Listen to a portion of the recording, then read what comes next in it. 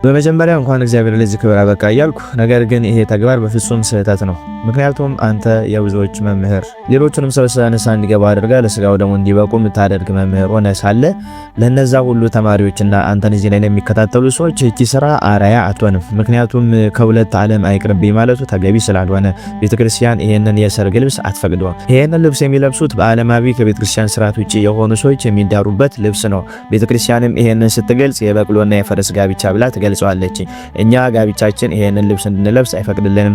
አንዴ በቤተክርስቲያን ውስጥ ያንን ካባና ያንን የክብር አክሊል ከለበሳችሁ በኋላ መልሳችሁ ወደዚህ የማይረባ ተርታ ልብስ ወርዳችሁ ለሌሎች አርአያ የማይሆን ስራ መስራቱ ተገቢ አይደለም። ሌሎቻችሁም መምህራንም የሆኑ ማንም ሰው ከቤተክርስቲያን ስርዓት ውጪ ሲያደርግ እሱ ስላደረገ ይሄ ስራ ልክ ነው ማለት አይደለም። አሁን እየመጣ ያለው እሳቤ ምንድነው?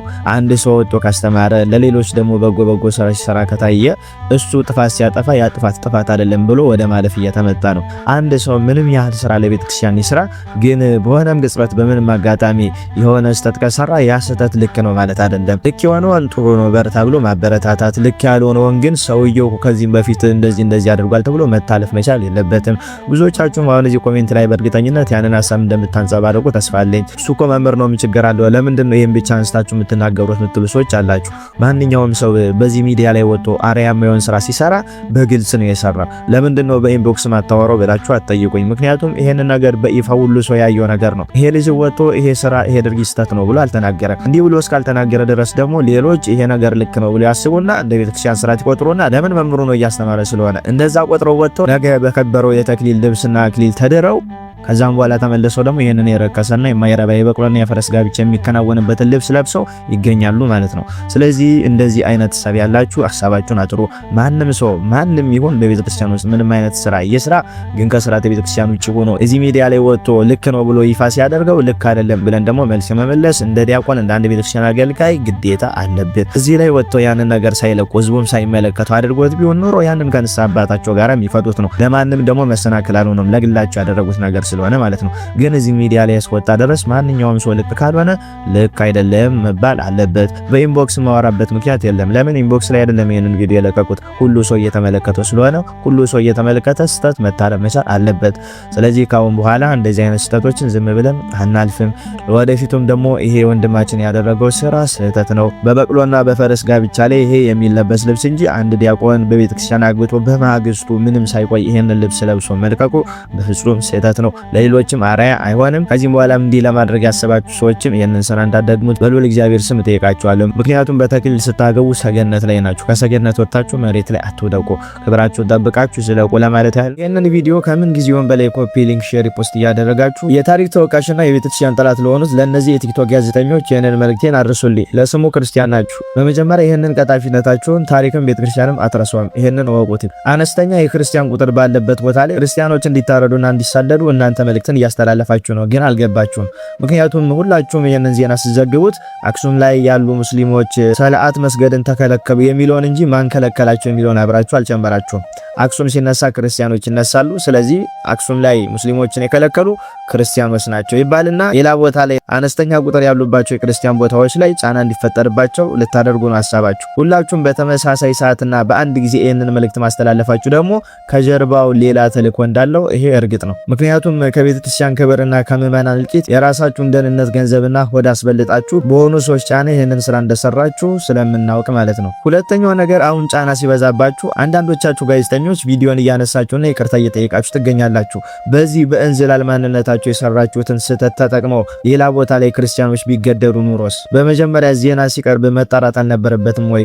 እናንተ መረጃውን የወሰዳችሁበት አካል ትክክለኛ ያልሆነ አካል ነው። እዛ ደውላችሁ ሳጣጣሩ ከሆነ ምንጭ አገኘን ብላችሁ የዘገባችሁ ዜና ስህተት መሆኑን ስታውቁት አሁን ቪዲዮ ማንሳትና ይቅርታ መጠየቅ ጀመራችሁ። እንዲህ ከሆነ ታዲያ ከዚህም በኋላ የምትሰሩት ዜና ታማኝነቱ ምን ያህል ነው የሚለው ያጠራጠራል።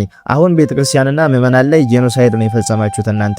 ምክንያቱም ይሄንን ዜናችሁን ተቀብሎ ኮሜንት ላይ ጦርነትን ጀምር፣ እንፍጃቸው፣ እንግደላቸው፣ እንሄድላቸው ሲሉ የነበሩ ብዙ የእምነቱ ተከታዮች ስለነበሩ ማለት ነው። የትላንቶቹ አጤዎች የዛሬዎቹ ደግሞ አጥንቶች ይወና ያድኑ ባይቱ በእንደኔ አይነቱ እጅ ነው መጣው አንገቴን መቀድለኔ ነኝ ምክንያቱም በዲኔ ስለማንደራደር። በሶስተኛ ደረጃ አክሱም ላይ መስጊድ ይሰራልን እያሉ ነው። ይሄ የሚያሳየው አክሱም ላይ መስጊድ እንደሌለ ነው። መስጊድ ከሌለ ደግሞ የትኛው መስጊድ ውስጥ ነው ቁርአን የተቃጠለው? በዚህ ጋር መስጊድ ስለሆነልን በዚህ ጋር ቁርአናችን መስጊድ ውስጥ ተቃጠለብን ትላላችሁ። አይጋጭባችሁም? መስጊድ የሌለበት ቦታ ላይ የትኛው መስጊድ ውስጥ ነው ቁርአን የተቃጠለው? የትኛው መስጊድ ውስጥ ነው እንዳትሰግዱ የተከለከላችሁ? መጀመሪያ ሐሳባችሁን አጥሩ። አክሱም ላይ መስጊድ የለም ይሰራልን እያላችሁ መስጊድ ውስጥ ቁርአን ተቃጠለብን እያሉ ማውራቱ ይጋጫል። ምክንያቱም መስጊድ በሌለበት የትኛው መስጊድ ውስጥ ቁርአን ሊቃጠል ይችላል? ታዲያ መጀመሪያ የምትናገሩትን ነገር አስባችሁ አጥርታችሁ ለመናገር ሞክሩ። ሌላኛው ደግሞ እንደ ጥያቄ ልጠይቃችሁ ለእናንተ ለጋዜጠኞች፣ በብዙ የኢትዮጵያ ክልል ላይ ክርስቲያኖች እንደ በግ እየታረዱ ሳለ ያን ድምጻችሁን አጥፍታችሁ ቀርማችሁ አሁን መስገድን ተከለከሉ ስትሉ ከመሞትና መስገድን ከመከልከል የትኛው በልጦባችሁ ነው? ስለሚሞቱት ሳትናገሩ መስገድን ተከለከሉ ብላችሁ መጣችሁ እዚህ ጋር አስተዋሩ። እንደው አንድ አይምሮ እንዳለው ሰው ስታገናዝቡት ልክ ነን ብላችሁ ታስባላችሁ? ከመሞትና መስገድን ከመከልከል የትኛው በልጦባችሁ ነው ስታራግቡት የነበረው? ሌላኛው ደግሞ እነዚህን ሰዎች እነዚህን ጋዜጠኞች የምትከታተሉ ክርስቲያኖች በደንብ አስቡበት። ክርስቲያኖችን የሚያስጨፈጭፍ ያልተጣራ መረጃ አውጥተው በዚህ ልክ ለቤተክርስቲያን ጠላት የሚሆኑትን ጋዜጠኞች የምትከተሉበት ምክንያት ያለም አይመስለኝም። ስለዚህ ደግማችሁ አስቡበት። ቢችሉ እነዚህ ሰዎች ከራሳችሁ ፎር ዩ ፔጅ አርቋቸው። አሁንም አክሱም ላይ ለሚነሳው ጥያቄ ይሄንን ነገር እየዘወሩ ያሉት ሰላም ሲኖር የማይፈልጉት ማን እንደሆኑ ከኛ አባት እንሰማለን። አድምጧቸው። የዋሃብያ ታርጋው ምንድነው ካልክ መዋሸት ነው በቃ። በሙስሊሙና በሌላው ሃይማኖት ተከታይ ይሄ ሁሉ ጉድ መሻከር የመጣው እነሱ ከመጡ በኋላ ዋሃብያ ረብሻ ሲኖር ነው የሚያተርፈው። ሰላም ከሆነ ጸጥ ካለ መስጊድ ካልተቃጠለ ረብሻ ከሌላው ሃይማኖትም ጋር እርስ በርስ ካልመጣ ይደርቅባቸዋል። አሁን ጎንደር ላይ ተቀጣጠለ ብለው ተወራቢ ምናምን አገሯን ሊያያይዙ ሲሉ ስለ የክርስቲያኑም አንዳንድ ስነ ምግባር ያለው ስላለ ሙስሊሙ እነሱ ስለጠሩት ብቻ ቶሎ ተነስቶ እንትን ስለማይል እንጂ የሃይማኖት መጨፋጨፍ የሃይማኖት ጠብ አድርገው ሁሉን ሊያስጨርሱት ነበር የፈለገው። ስለዚህ የበላችሁበትን ወጪት ባሰብሩት መልካም ነው። እናንተ በምትመጡበት መንገድ እኛ ክርስቲያኖች እናንተን ለመመለስ እንደማናንስ አሁንም ማወቅ መቻል አለባችሁ። አሁን ጊዜው የሰርግ ጊዜ ነውና በተክሊል የምትጋቡ ሰዎች የምትሳሳቱትን ትልቅ ስህተት ልንገራችሁ። ስለ በረከት ፈንታ መርገምን፣ ስለ ስርየተ ኃጢአት ፈንታ ገሃነመ እሳትን እንዳትቀበሉና ትዳራችሁን ሳታስባርኩ እንዳትቀሩ እግዚአብሔርን ሕግ እንድትጠብቁ እነግራችኋለሁ። ምክንያቱም ቅድስት ቤተ ክርስቲያን አንድ አይነት ሕግ ነው ያላት። ምን ማለት ነው? ከሰርግ ውጪ ያለው ስጋው ደግሞ የተለየ፣ በሰርጋችሁ ጊዜ የምትቀበሉት ስጋው ደግሞ የተለየ አይደለም። ስጋው ደግሞ አንድ ነው። ለስጋው ደግሞ የምንጠነቀቅለት ጥንቃቄም ደግሞ ሁሉ ጊዜ አንድ ነው።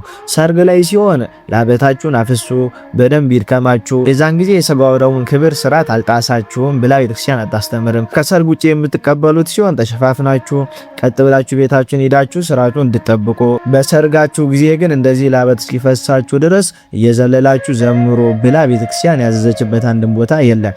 ለስጋው ደግሞ ክብር ማንሰጥ ከሆነ ክብር አይኖረንም፣ ትዳራችንም አይባረክም። ስለ በረከት ፈንታ መርገምን አትቀበሉ። ቅዱስ ስጋው ደሙን አክብሩት። ምክንያቱም ማንኛውም ነገር ስታከብሩት ነው የሚያከብራችሁና።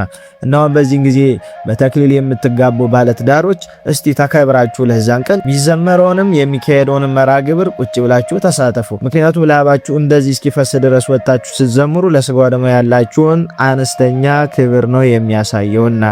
ስለዚህ በተለይ በአገልጋዮች ለምን ይብሳል? አገልጋዮች ናችሁ፣ የቤተክርስቲያን ዲያቆናት ናችሁ። እናንተ ስርዓትን ጠብቃችሁ ሌሎች እናንተን አርአያ አድርገው ስርዓትን እንዲጠብቁ ማድረግ ነው እንጂ እናንተ እንዲህ አክሊላችሁን አወልቃችሁ እንደዚህ ላባችሁ እስኪፈስ እየዘመራችሁ ነገ እንዲህ የሚያደርገውን ሰው እንዴት ተረፍ ማለት ትችላላችሁ? ይሄ ትችት አይደለም፣ ወንድማዊ ምክር ነው። ብትቀበሉ መልካም ነው። የምናገረው የቤተክርስቲያንን ስርዓት ነውና። ስለዚህ በዚህ ጊዜ የምትጋቡ ሙሽሮች ስርዓተ ቤተክርስቲያንን ጠብቃችሁ ስጋው ደሙን አክብራችሁ ተከብራችሁ ቁጭ ብላችሁ መርሐ ግብሩን ተሳትፋችሁ ወደ ቤታችሁ ብትገቡ ለእናንተም ለወደፊት ህይወታችሁ መልካም ይሆናል ማለት ነው። ግን በዚህ ልክ ስሜታዊ ሆናችሁ ህግ የምትጥሱ ከሆነ እግዚአብሔርን ታስቀይማላችሁ፣ ለወደፊት ህይወታችሁም ጥሩ ነገር አይሆንም። ስለዚህ ይሄን መልእክቴን አሁን ለሚጋቡ ባለትዳሮችና ቤተክርስቲያን ላይ ለሚገኙ አለቆች የማያውቁ ሆኖ አይደለም እያወቁ ነው የሚያጠፉትና ቤተክርስቲያን ላይ ለሚገኙ አስተዳዳሪዎች፣ የንስሐ አባቶች እንዲሁም ደግሞ የምታገቡ ሙሽሮች ይሄን ስርዓት እንድትጠብቁ በልዑል እግዚአብሔር ስም አስተላልፋለሁ። ይሄን መልእክቴን መንፈሳዊና ለሚሉ ግን መንፈሳዊና ጭራሽ ያልገባቸው ቲክቶከሮች አድርሱልኝ። ይሄን ሰውዬ አዳምጠነው እንምጣ። 3 2 1 0 ሄዳችሁ ተለቋል ይላል። አሁን ይሄ ልጅ የቤተ ክርስቲያኗ ዋና ህንጻ ሰሪ ኮሚቴ መንፈሳዊ ዘርፍ የሚመራው አንዳንድ ደግሞ በጥቂቱ ስብከተ ወንጌል ሆኖ የሚያገለግል ሰው ነው። እዚህ ጋር ደግሞ መጥቶ ቴዲ አፍሮን በቃ ሊለቀቅ ነው ያዙ ሊለቀቁኝ ብሎ ሲያስተዋውቅ እናያለን። ወይ ብራድ አልሆነ ወይ ሙቅ አልሆነ መሀል ላይ ለብ ያልክ ሆነ ትችላለህ በሁለት ማሊያ መጫወት። ይሄ ወንድማችንንም ተመልከቱት። አንተ አንቺ መጨራላችሁ እዚህ ንጉስ ቴዲ አፍሮ አልበም ለቀቀላችሁ አይደል? 8 ሰዓት አለፈው። ስማችሁ አልቋል። ይሄም አሁን ያያችሁት ወንድም ቢኒ ሳንጃው እሱም መንፈሳዊ ዘርፍ የያዘ ሰው በቃ ዋና የጉዞ ማህበር ላይ ከባድ በቃ ህዝብ የሚያስጎበኝ ለቅዱሳን የሚቆረቆር ለቤተ ክርስቲያን የሚቆረቆር ነው። አሁን ዘፈን ሲወጣ ደግሞ ተመልከቱት። ያያዘልሽ ነው ተመልከቱት። አይታችሁታል መቼም የሱን ቪዲዮ እዚህ ላይ አላስቀምጥላችሁ። ስለዚህ አንዱን ያዙ። እኔ ምንም ማስተላልፈው የኢትዮጵያ ኦርቶዶክስ ተዋሕዶ ቤተክርስቲያን አታሰድቧት። አገልጋይ ሆናችሁ የቤተክርስቲያን ሰው ሆናችሁ ዘፋኝነትን እንድምታቆለጳጵሱ ከሆነ ይሄ ዘፋኙ እንዴት አድርጎ ነው ትቶ ወደ እግዚአብሔር መንግስት የሚመጣው? መሰናክል አትሁኑ ነው ባጭሩ። እወዳችኋለሁ። እግዚአብሔር አይናችሁን ይክፈትላችሁ። ስለናንተ የሞተውን ክርስቶስን ማየት ይሁንላችሁ። ከጨለማ ማምለጥ ይሁንላችሁ። ወደ ጌታ እንድትመጡ ወደዚህ ህይወት እንድትመጡ ጥሪ አቀርባለሁ። በዚህ አጋጣሚ ጌታን መቀበል የምትፈልጉ ሜሴጅ መጻፍ ትችላላችሁ። አውሩኝ፣ ጌታን አስቀብላችኋለሁ። ይሄን ሰውዬ ሙሉ ለሙሉ ለመቃወም አልመጣውም። ግማሽ ሐሳቡ ልክ ነው፣ ግማሽ ሐሳቡ ልክ አይደለም። የመጀመሪያው ነገር መንፈሳዊያንን ብላችሁ እዚህ ቲክቶክ ላይ የምትመጡ ቤተክርስቲያን ወክነናል ብላችሁ የምታወሩ የቤተክርስቲያን ልብስ ለብሳችሁ የቤተክርስቲያን ማንነት ይዛችሁ ትቆዩና ስሜታዊ ሆናችሁ የሰራችሁትን መንፈሳዊ ስራ ሁሉ እንደምንም ትቆጥሩና ለሰው አርአያ ሆኛለሁ አልሆንኩም የሚለውን ሐሳብን ወደ ኋላ ትታችሁ ራሳችሁን ወጣችሁ እንደዚህ የምታጋልጡ በመንፈሳዊነት የተደበቀ ተኩላ ማንነታችሁ የምታሳዩ ክርስቲያኖች ቲክቶከሮች አላችሁ። ቤተክርስቲያን ባህሪዋ በእናንተ እየተገመተ ነውና እባካችሁ ቤተክርስቲያንን አታሰድቧት። ምክንያቱም እናንተ ሰው እዚህ ላይ ሲመለከታችሁ ቤተክርስቲያንን ወክለናል፣ የቤተክርስቲያን ልጆች ነን፣ ክርስቲያኖች ነን ብላችሁ መጣችሁ እዚህ ላይ ቤተክርስቲያንን ወክላችሁ እያወራችሁ ትገኛላችሁ። ከዛን ደግሞ ስሜታችሁ ሲያጠቃችሁ ደግሞ ያንን ሁሉ ነገር ትረሱትና ለአንድ ተራ ነገር ስታቀነቅኑ ትገኛላችሁ። ይሄ ደግሞ ሁለት ጥፋትን ያመጣል። አንድ ለራሳችሁ ትጠየቁበታላችሁ፣ ሁለተኛ ደግሞ የክርስቲያን ባህሪው እንደዚህ ነው፣ ደስ ሲለው የሚዘምር ነው፣ ደስ ሲለው ጭፈራ ቤት የሚገኝ ነው፣ ደስ ሲለው ደግሞ ቤተክርስቲያን የሚገኝ ነው። ክርስቲያኑ ለዘብተኛ እንዲሆንና ለብ ያለ ክርስቲያን እንዲፈጠር እያደረጋችሁ ያላችሁ ቲክቶከሮች ናችሁ። ስለዚህ ራሳችሁ ለዩ። በመጽሐፍ ቅዱስ ላይ እንደተነገረው እስከ መቼ ነው በሁለት ሐሳብ የምታነክሱት? እግዚአብሔር ይሻላል ካላችሁ እግዚአብሔርን አምልኮ፣ ዳጎንና ቤል ይሻላል ካላችሁ ደግሞ ቤልን አምልኮ። በሁለት ሐሳብ እያነከሳችሁ ራሳችሁን እየወደቃችሁ ሌሎችንም አትጣሉ። ይቀጥልና እኔና ቤቴ ግን እግዚአብሔርን እናመልካለን ብሎ ይዘጓል። ብችሉ ክርስቲያን ናችሁ፣ በክርስቶስ ክርስቲያን ተበላችሁ ተጠርታችኋል። ይሄንን ባህሪያችሁን አርሙ። የቤተክርስቲያን ባህሪ በእናንተ እየተገመተ በእናንተ እየተለካ ነው። ነገር ግን እናንተ ቤተክርስቲያንን አትወክሉም። ሰው ግን እንደዛ አድርጎ እየሳሉ ነው። በአንድ ግለሰብ ምክንያት ቤተክርስቲያንን እየለካ ትችት እየደረሰባት ነው። በማን? በእናንተ ምክንያት። ስለዚህ ብችሉ ወይ ለይታችሁ አንድኛችሁን ወደዛ ወይም ደግሞ ለይታችሁ አንድኛችሁን ወደ ቅድስት ቤተክርስቲያን ነውና ለሰው አርአያ የሚሆን ነገር ስሩ። አንዴ በጎነት፣ አንዴ ክፋት፣ አንዴ ሙዚቃ፣ አንዴ መዝሙር። ስለዚህ ይሄ ነገር በቤተክርስቲያን ዘንድ የተከለከለ መጽሐፍ ቅዱስም የሚያወግዘው ተግባር ነው። ስለዚህ የምታመልኩትን ለዩ። ለሰው መሰናክል አትሆኑ። ክርስትና እንዲህ ነው እያላችሁ በህይወታችሁ እየሰበካችሁ ነው። በአፍ ውስጥ ክርስቶስን በልብ ውስጥ ዓለምን አታስቀምጥ ብሎ ይናገራል ቅዱስ አግናጤዎስ ምጡ ለአንበሳ። ስለዚህ ይህንን ባህሪያችሁን አስተካክላችሁ ለሌሎች አርአያ የሚሆን ስራ ወጥ የሆነ ማንነት ይዛችሁ ለመምጣት ሞክሩ። ሁለተኛ ነገር ደግሞ ባይቻላችሁ እኔ ዘፈን መስማት አላቆምም፣ እኔ ኃጢአት መስራት አላቆምም ካላችሁ እንኳን ቢያንስ እዚህ ላይ መታችሁ ያን ነገር አታሳዩን። በቃ ለግላችሁ በያላችሁበት የራሳችሁ ነገር አድርጉ። ለሰው መሰናክል ላለመሆን ሞክሩ። ለእናንተ ብቻ ሲሆን አብዛኞቹ ቲክቶከራውን 1 2 3 እያልን ብናወጣቸው ከዚህም በፊት ቤተክርስቲያን ሲሉ የነበሩ ትንሽ ሲሳካላቸው እውቅና ሲያገኙ ወደዛ ዞር ብሎ የገቡ ብዙዎቹን እናውቃለን። ስለዚህ ለሰው መሰናክል፣ ለምእመናን ጥፋት፣ ለቤተክርስቲያን መዘባበቻ ምክንያቶች አትሆኑ።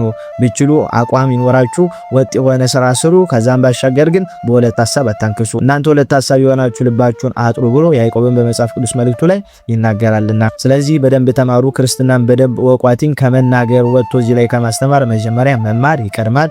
ተማሩ፣ ቤተክርስቲያንን ወቋት። ከዛም በኋላ አሁን ለሰራችሁት ስራ በኋላ እንደሚጸጽታችሁና እንዲህ በማድረጋችሁ እንደምትቆጩበት ተስፋ አደርጋለሁ። ሁለተኛው መልእክቴ ክርስቶስን ላስቀብላችሁ ለምትለው ለወንድማችን አንተ መጀመሪያ ክርስቶስን አላገኘውምና ወደዚህ ቅድስት ቤተክርስቲያን መጣ ክርስቶስን አገኛች። ቤተክርስቲያን ነቅ ጉድፍ የሌለባት ንጽሕት የጠራች ናትና ብችል ወደዚህ ቤተክርስቲያንና ክርስቶስን መጀመሪያ አንተ አገኘው። ከዛም በኋላ ሌሎች ክርስቶስን እንዲያገኙ ጋብዛችሁ እንጂ እሳት ውስጥ ቁጭ ብለህ ሰዎችን ወደ እሳት ባትጠራ መልካም ነው። ኮፒ ሊንክ፣ ሼር፣ ሪፖስት እያደረጋችሁ እነዚህን ግለሰቦች አሁን የተጠቀሱትን ሲሆን በመንፈሳዊ ኮንተንት ቆይተው በዚህ በማይረባ ነገር ውስጥ ለሚርመሰመሱ ቲክቶከሮች ሁሉ ይህንን መልእክቴን ሜንሽን እያደረጋችሁ እንድታረሱልኝ እጠይቃችኋለሁ።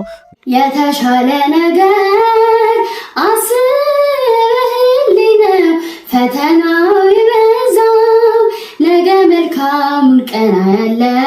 እህታችሁ ነኝ። በእርግጠኝነት ይህንን ስራ የሰራችሁ አስበሽበት ሲሆን ምን ችግር አለው በሚል ሐሳብ እንደሰራችሁ ተስፋ አደርጋለሁ። ምክንያቱም አሁን የሰራችሁ ስራ እጅግ የማይገባ ስራ ነውና ይሄ ዝማሬ የተዘመረው ለዚህ ዓላማ አይደለም። ብዙዎች በዚህ ዝማሬ ተጽናንተውበታል። አሁን እንደዚህ አይነት ትሬንድ ወደፊት ከቀጠለ በቅዳሴ ደግሞ መጀመራችሁ ስለማይቀር ለሌሎች መጥፎ አርአያ እየሆንሽ ነው። ስለዚህ በምንም አይነት መንገድ በዝማሬ በምንም አይነት መንገድ በቃል እግዚአብሔር በዚህ ልክ ባትቀልዱ መልካም ነው። እግዚአብሔርን ባትደፋፈሩት ባትገዳደሩት መልካም ነው። በቃል እግዚአብሔር እንዲመጫወቱ የማይገናኘውን ከዚህና ከዚህ አምጥቶ አገናኝቶ በዚህ ልክ መቀለዱ ለስጋዊ ፍላጎት በዚህ ልክ ቃል እግዚአብሔርን ማራከሱ ተገቢ አይደለም። ምክንያቱም ይሄ የእግዚአብሔር ቃል እንጂ የምንቀልድበት ስራ አይደለም። በዚህ መዝሙር ተጽናንተን እግዚአብሔር ያደረገልንን ስራ አስበን እግዚአብሔርን የምናመሰግንበት ልባችን ተመልሶ ንስሐ ብንገባበት እንጂ ይሄንን መዝሙር ስንሰማ ያንቺ ቪዲዮና እንደዚህ አይነት ኮንቴንቶች ትዝ እንዲሉን አንፈልግም። ይሄ ስርዓት አይደለም። እቺ ይሄን ቪዲዮ አጥፊው ለሌሎች አርያ ባትሆኝ መልካም ነው። እንዲህ ብዬ የምናገረው ባለማወቅ እንደሰራሹ ስለተሰማኝ ነው እንጂ ከዚህ በላይ መቆጣትም ይቻል ነበረ። ስለዚህ የምን ቪዲዮ አጥፉ ልክ አይደለም። ከስርዓተ ቤተክርስቲያን ውጪ ነው። ወደፊትም ደግሞ ካንቺ አይቶ ሌሎቹ በቅዳሴ በዜማና በሌሎች ዝማሬዎች እንደዚህ አይነት ነገሮች እንዲሰሩ እያበረታታሽ መንገድ እየከፈትሽ ነው። ስለዚህ ይህንን ነገር ሳይቃጠል በቅጠል ብናስቆመው፣ በቃል እግዚአብሔር ባንቀልድ፣ እግዚአብሔር ላይ ባንዘባበት መልካም ነው። ስለዚህ ይሄን ምክሬን ሰምተሽ በእርግጠኝነት ቪዲዮን እንደምታጠፊ ተስፋ አደርጋለሁ። ኮፒ ሊንክ፣ ሼር፣ ፖስት እያደረጋችሁ አዳርሱልኝ። እንደዚህ አይነት ሐሳብ ያላችሁ ከዚህም በኋላ ሐሳባችሁን ብትቀጩትና እንደዚህ አይነት ስራ ባሰሩ መልካም ነው።